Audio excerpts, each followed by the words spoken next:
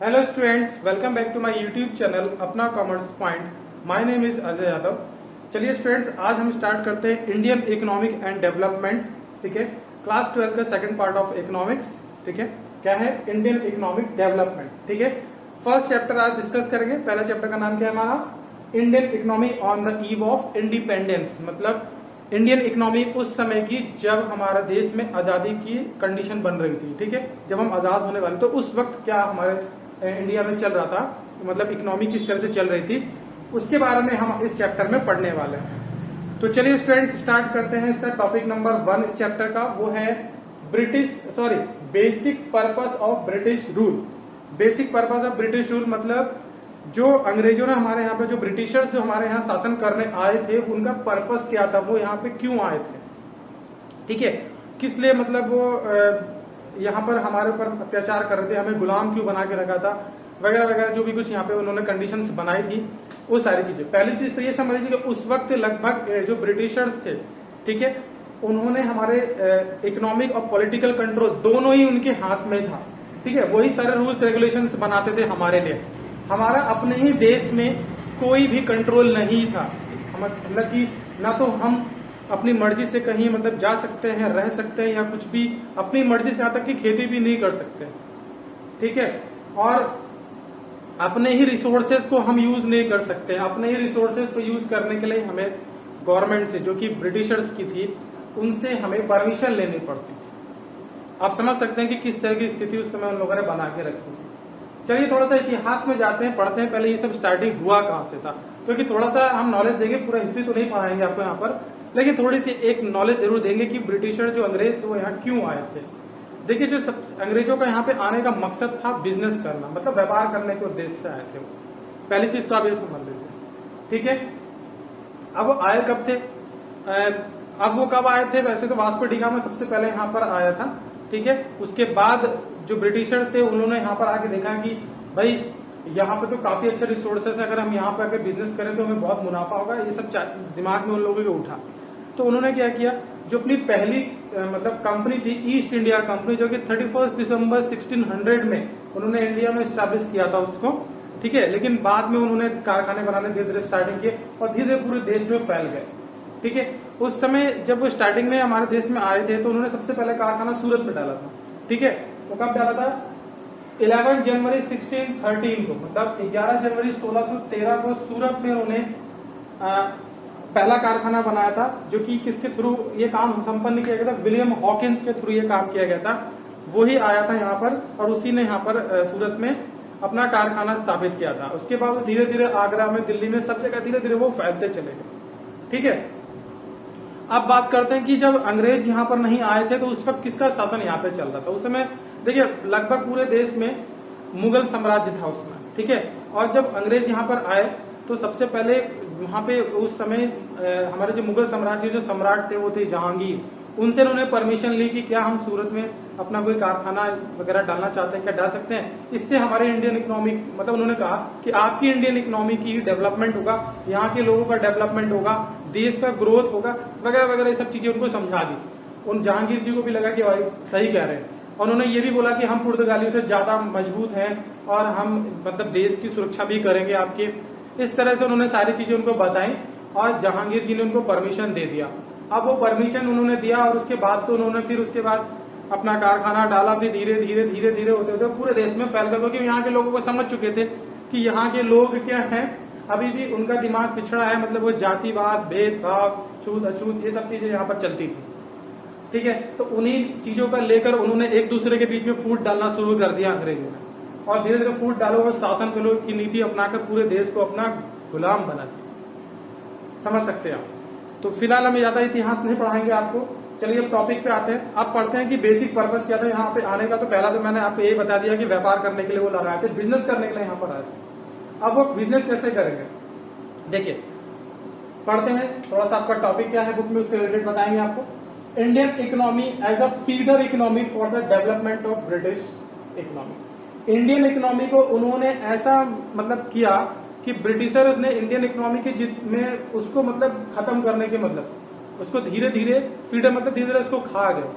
कैसे खा गए? मतलब कि जो भी हमारे पास जो यहाँ पर अवेलेबल रिसोर्सेज है, जो कि हम यहाँ पे जो भी कुछ पैदा करते हैं, ठीक है, वो अपने देश वो लोग लेके चले जाते थे, यहाँ से वो एक्सपोर्ट कर देते थे, हमारा ही सामान वो एक्सपोर्ट कर देते। मतलब उन्होंने हमको एक सप्लायर बना दिया था, इंडियंस को एक सप्लायर बना दिया था रॉ मटेरियल का, कि यहां से सारा रॉ मटेरियल उठाओ और कहा भेज दो, ब्रिटेन में भेज दो। ठीक है, यहाँ की इकोनॉमी के जितने भी रिसोर्सेज हैं, हमारे जो भी रिसोर्सेज है, जो भी कुछ हम यहाँ पे पैदावार करते हैं, वो सारी चीजें वो उठा के लेके चले जाते थे अपने देश में, ब्रिटेन भेजते थे। उन्होंने बहुत सी चीजों को यहाँ पे डेवलपमेंट भी किया था, कुछ चीजें भी बनाई थी, लेकिन वो सिर्फ अपने लिए बनाई थी। फिलहाल वो लोग जब उनको हम लोगों ने भगाया यहाँ से, जब वो लोग चले गए, ठीक है, जब देश आजाद हुआ 1947 में, तो उस वक्त कुछ चीजें वो लोग छोड़ के जो गए थे, उन्हीं चीजों को हमने क्या किया, इम्प्रूव किया, आज हम डेवलप कर दिया उन चीजों को और हम यूज करते हैं। जैसे एक जीता जागता आपके सामने एक सबूत है, इंडियन रेलवे, जो कि अब इंडियन रेलवे उस समय सिर्फ रेलवे था, ब्रिटिशर्स की रेलवे थी, तो उन्होंने ही बनाया था, सबसे पहले यहाँ पर रेलवे का प्रचलन किया था। ठीक है, क्यों किया था उन्होंने?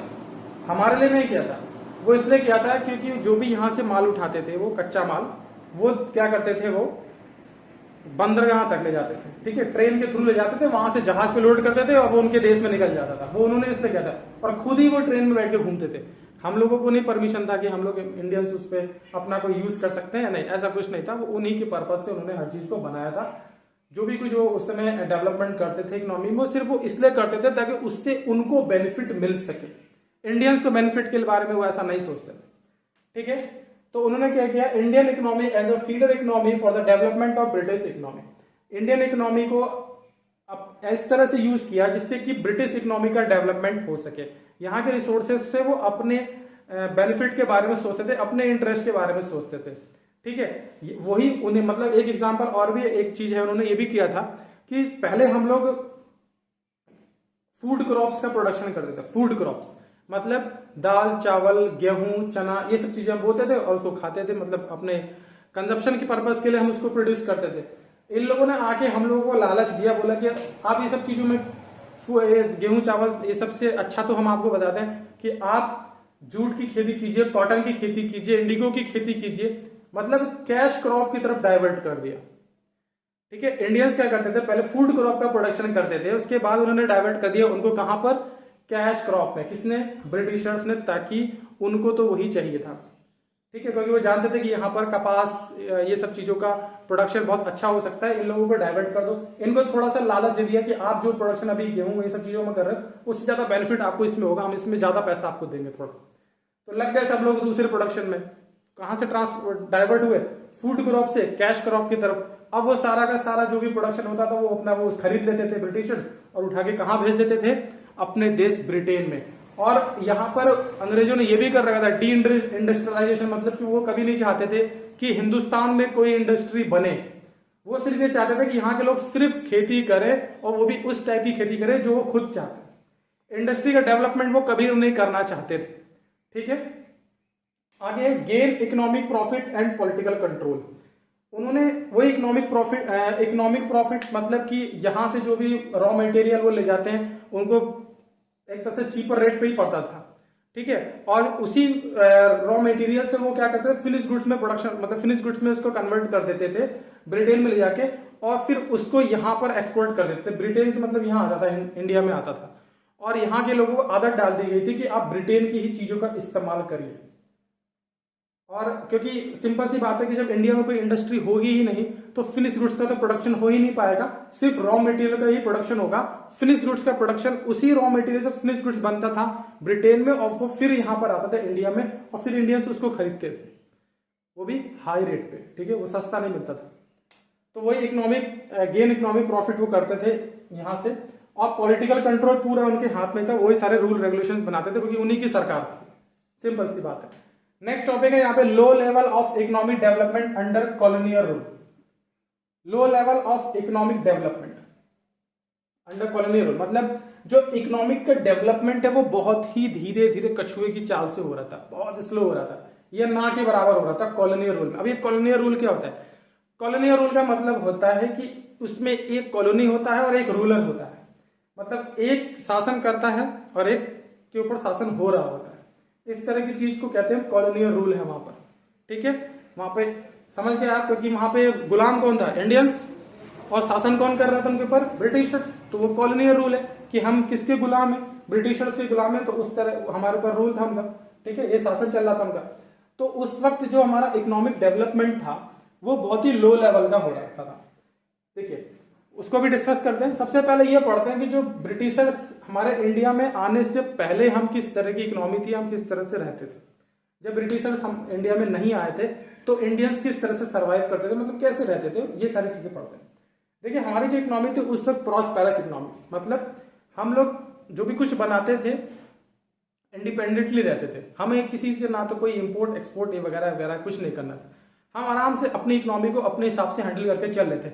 बहुत डेवलपमेंट तो हम नहीं कर रहे थे क्योंकि बहुत ज्यादा इंडस्ट्रीज तो नहीं थी हमारे पास, क्योंकि हम ज्यादातर तो कल्टीवेशन जैसी प्रोसेस पे ही ज्यादा डिपेंडेंट थे इंडियंस, ठीक है। तो बहुत ज्यादा डेवलपमेंट नहीं था, लेकिन ठीक ठाक चल रहा था, इंडिपेंडेंट थे हम लोग, कोई प्रॉब्लम नहीं थी। एग्रेरियन इकोनॉमी मतलब पूरी इकोनॉमी लगभग एग्रीकल्चर पे डिपेंड थी, हम खेती वगैरह करते थे, ठीक है। वेल नोन हैंडीक्राफ्ट इंडस्ट्रीज, हाँ हैंडीक्राफ्ट इंडस्ट्रीज तो स्टोन पत्थर पे कढ़ाई पत्थर पे डिजाइनिंग करना या कढ़ाई का कार्य करना या हाथों से कोई भी चित्र बनाना, मूर्ति बनाना, ये सब चीजों में हम बहुत माहिर थे उस वक्त, ठीक है।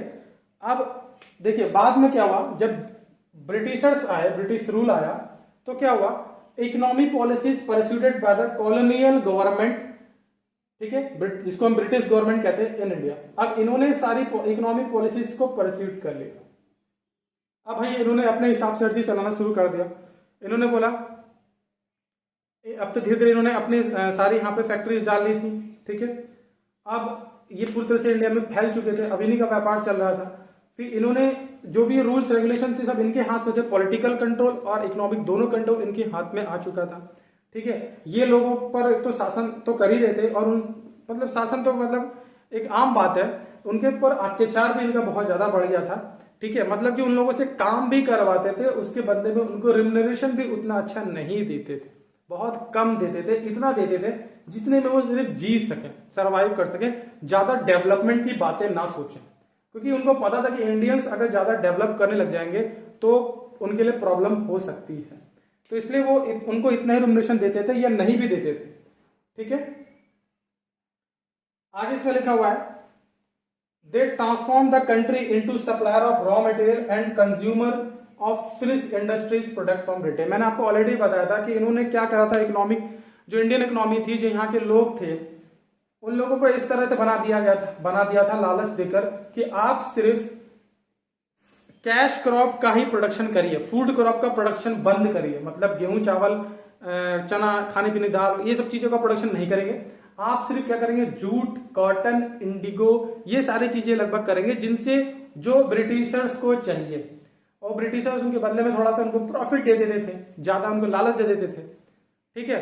और अब वो क्या करते थे, लोग कैश क्रॉप की तरफ डाइवर्ट हो जाते थे, और फिर वो सारा raw material as a raw material वो लोग कहां ले जाते थे, ब्रिटेन भेज देते थे, और फिर उससे फिनिश गुड्स बनाकर फिर इंडिया में एक्सपोर्ट कर देते थे हाई रेट पर, और यहाँ के लोग उसको परचेज करते थे, क्योंकि इनके पास तो कोई इंडस्ट्रीज है नहीं। जो भी कुछ पहले इंडस्ट्रीज थी, हैंडीक्राफ्ट इंडस्ट्रीज थी, उनको पूरी तरह से बंद करवा दिया अंग्रेजों ने, ठीक है। तो ये तो हमारा एक छोटा सा टॉपिक हो गया, ठीक है। अब नेक्स्ट टॉपिक हम नेक्स्ट वीडियो में डिस्कस करेंगे स्टूडेंट्स। तो आई होप आपको ये टॉपिक अच्छे से समझ में आ गया होगा। वीडियो अच्छा लगा तो प्लीज लाइक और शेयर कर दीजिएगा, और चैनल पे नहीं तो सब्सक्राइब कर लेगा। थैंक्स टू एवरीवन, जय हिंद टू ऑल।